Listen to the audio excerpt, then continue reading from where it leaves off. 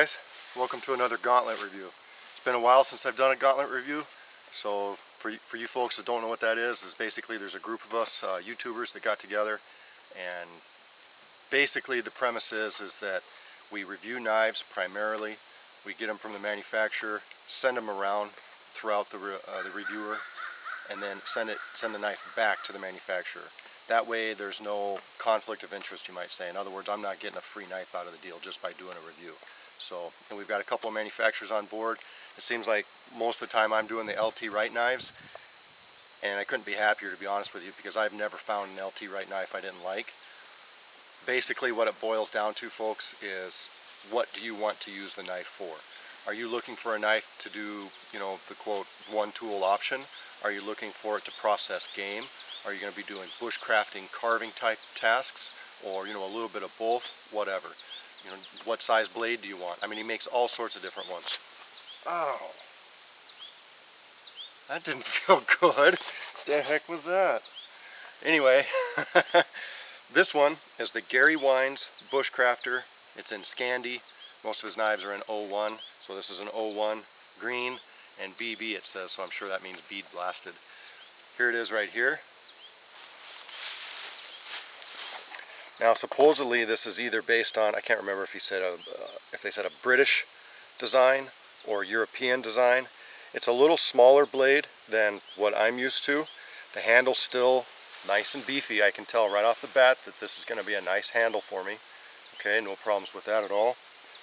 Typical LT Wright knife sheath, I'll show you that here in just a second. And actually, because I got a little bit of grief last time I didn't give the specs, even though 3 other people have reviewed this, and you can look on his website. Anyway, the overall length is 8 7/8. The sharpened edge is 4 1/8, and it's 5/32 01 tool steel. So there we go, we got that business out of the way.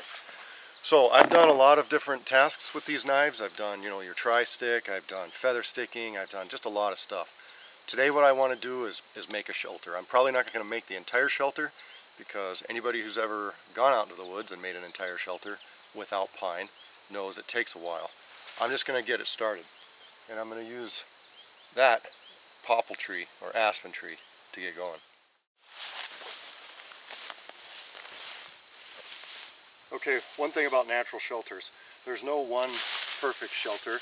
There are good shelters for certain areas, and if you don't have, the perfect little area to set up the one shelter that you need to explore other options for different types of shelters.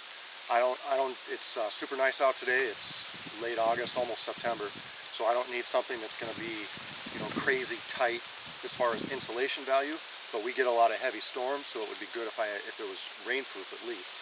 So I'm going to make the entrance rather a little bit more tall than what I would do if it were cold. I'm going to make it, I might even make it like nose height or something. But anyway, let's get started on this. With this small of blade, I need to add some mass to it. So I've got myself a baton. It's a little rotten, hopefully it won't break.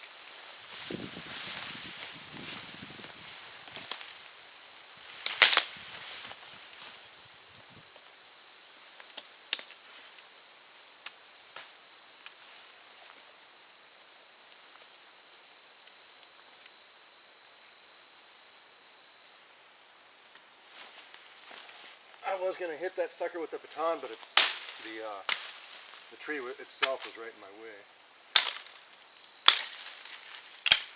Alright, so I think I'm going to make it about right here.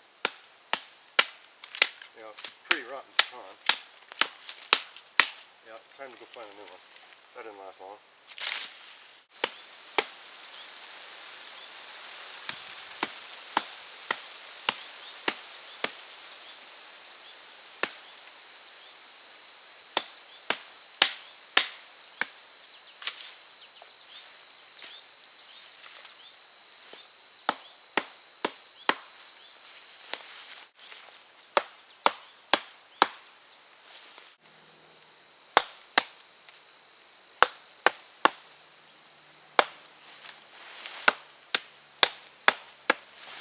This is quite a bit bigger tree than obviously, and this knife is obviously designed to work with, but that's okay. By just taking my time, being careful, I'll be able to make it work.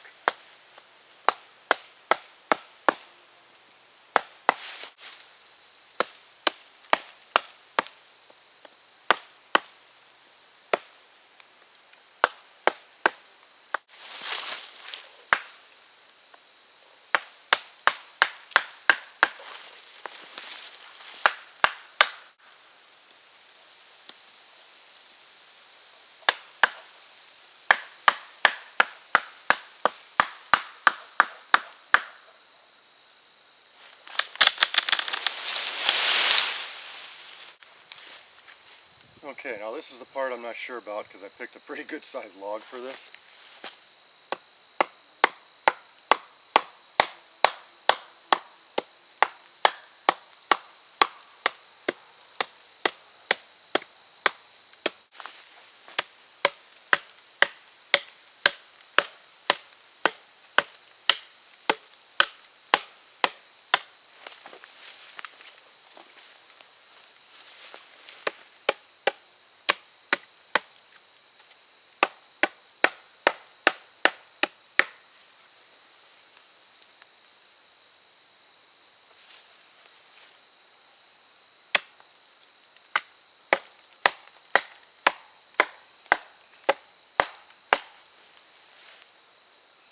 Okay, I've got that split down just about as far as I want it.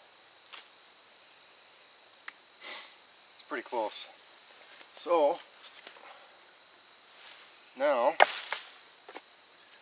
got a little handy dandy piece of cordage here that I'm going to wrap right there to keep it from splitting anymore. Okay, so all I've done is just started splitting it, like you saw. I just took some bank line, wrapped it around to try to stop the split, and I did not need that much bank line. It's just that's what I had in my pocket, and that's what I wanted. I didn't want to cut my cordage.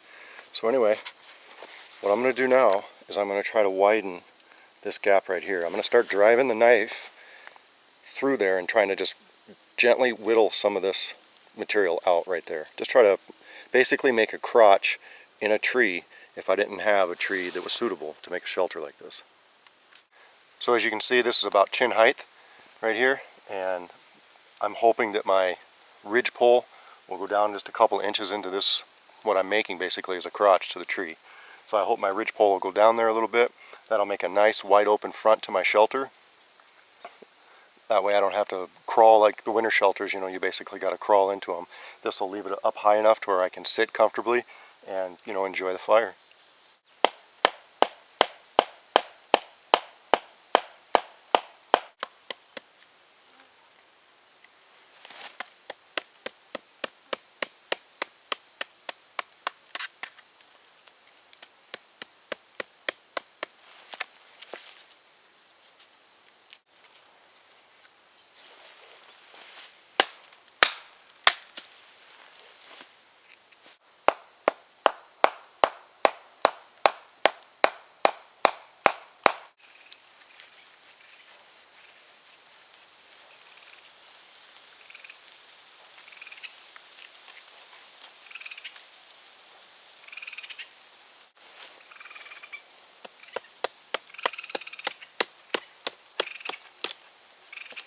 Okay, so this is what I have. It's about big enough to get my index finger in there, and I'm hoping it will push apart a little bit more. I gotta be careful I don't break it, and actually I might whittle out a little bit on the back side. I might take just a little more material out of there actually.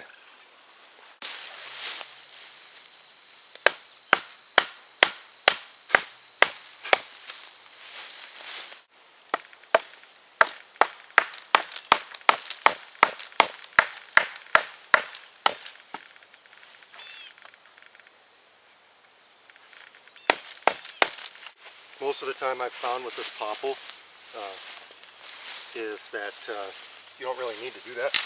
Most of the time you can just rip the branches off. But I just kind of wanted to show what the knife could do. Obviously if you really needed that knife and you were really dependent on it, and all you had to do was crack the branches off like this, you would much rather do that rather than use the edge of your knife. But like I said, I was just kind of showing what the knife can do.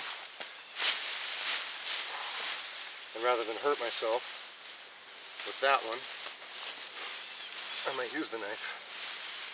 Yeah, these bigger ones, I'm going to use the knife on. Here's a little better look at it. Okay. I'm pretty sure that I can cut about right there. Cut that off, and that will increase the angle of my ridge pole. And I just don't need all that stuff anyway, right there. So obviously I can either take material off the bottom, or I can take material off the top, or just adjust it. This actually is pretty much the same size no matter where I go on it. This is a little bit thicker here, but that's alright.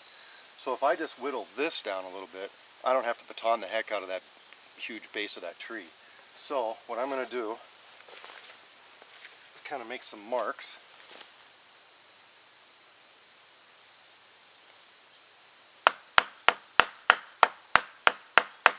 So from about there to maybe about there, and the same on the other side. I want to remove some material, make a flat edge on both sides there. One thing I'll tell you real quick too, guys, about this aspen stuff, on its bark, it's got a powdery substance. It's basically like baby powder. I've never done this personally, but I've seen a well-known guy on YouTube actually say that you can use it in your socks for an absorbent. But for sure, you can totally tell. I mean, my hands are dry now. If your hands are sweaty and you need to get a better grip on your knife, you know, it's a little bit slick, so you want to be careful. There's a trade-off there, but you know, you can dry your hands off there. And also, I could totally see if you were chafing somewhere, this would be a good, basically, baby powder.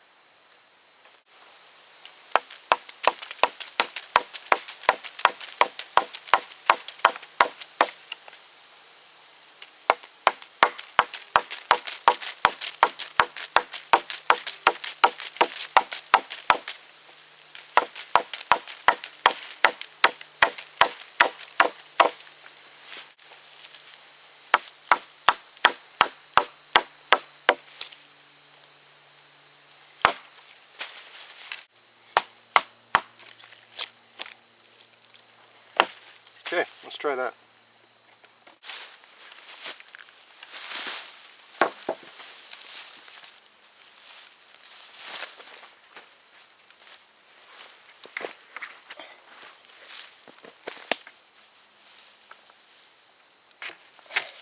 That's what I wanted right there. That's secure. Nothing wrong with that at all. Probably wouldn't have hurt if I'd have left this on here, this branch right here.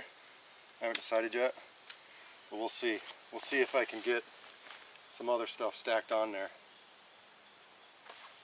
Maybe it wouldn't have hurt to leave these up-facing ones. Next time, if I do this, I'll for sure, and we're talking I don't have any more cordage too. Next time I'll do this ridge pole without cutting too many of these branches away, because I could see where it would have been nice to have some there. Okay, now I can kind of just size up the branches I want to use. Remove the material that's on the wrong side. And keep in mind with this, with such a nice day out, nice weather, whatever, it not being winter, you don't necessarily have to have, obviously I would clean out some of this crap, and to be honest with you, I would make the opening this way, because this is where otherwise I got to clear the brush. It's just I'm showing you. But keep in mind, you don't have to make both sides of this debris hut, or whatever you want to call this. I can crawl in here just fine. I don't need another side to it. Just depends on the weather, depends on what you got time for. Just depends. It's never the same twice, usually anyway. You can trim a lot of this from the inside too. A little more incline on it. This is all from that one tree.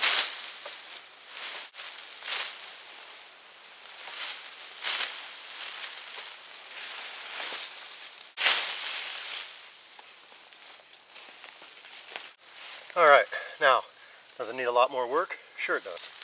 But, you know, that's good for a start, and I just wanted to show you how the knife would perform anyway, so it needs a lot more work, but hey, all out of one tree is not too bad.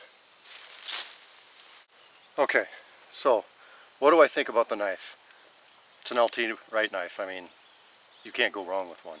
It's still freaking, I know it's popping sharp. It won't pop on my hands right now because I'm all sweaty. I can totally tell it's totally fine. The spine is sharp. I know that'll throw sparks. I think I got a ferrule out here. I brought one of these crappy little ones, you know.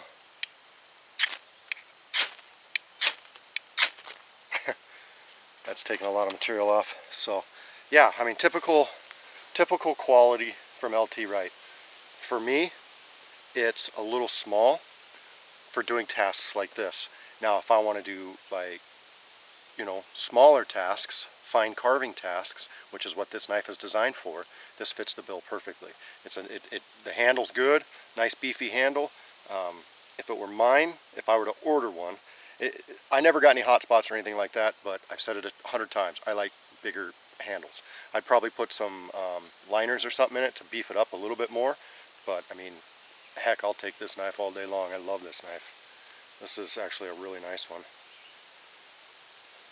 But then again, I've never found an LT one that wasn't a good one. One thing I will criticize just a tiny bit. Let me reposition the camera and I'll show you. Okay, the sheath is a typical LT Wright sheath. Very good, very nice quality. I love them. Dangler, I love danglers. Here's my genesis. Now, I wet formed this. That's a good thing. I just basically learned how to do that, and it's a simple process. But, well, you can't see that. This has amazing retention now that I wet formed it, okay? It took me about an hour, so if you got to figure that's why they're not doing it. It's because it's an extra hour worth of labor. It's just going to cause, and it's so easy you can do it yourself, so they're not going to do it for you, okay? Unless you go to a custom knife maker or a custom sheath maker, and then they'll do it. But you're going to pay more for it. So, you know, the retention, you know, it's a bucket style sheath. It is what it is. It's a great sheath. But the Genesis has some this finger guard type thing here, and these scallops, which the scallops help a little bit. But this is key right here to me, okay? And I'm a novice at this wet forming. But what it does is it gives, when you wet form, it gives, listen, okay? It gives the sheath something to form around. With this handle, I don't have anything to form around it. An extra little added thing right there, and just like this Genesis, if they'd make this handle a little bit, you know, basically a little bit more Genesis-like, to where you had this little finger thing here.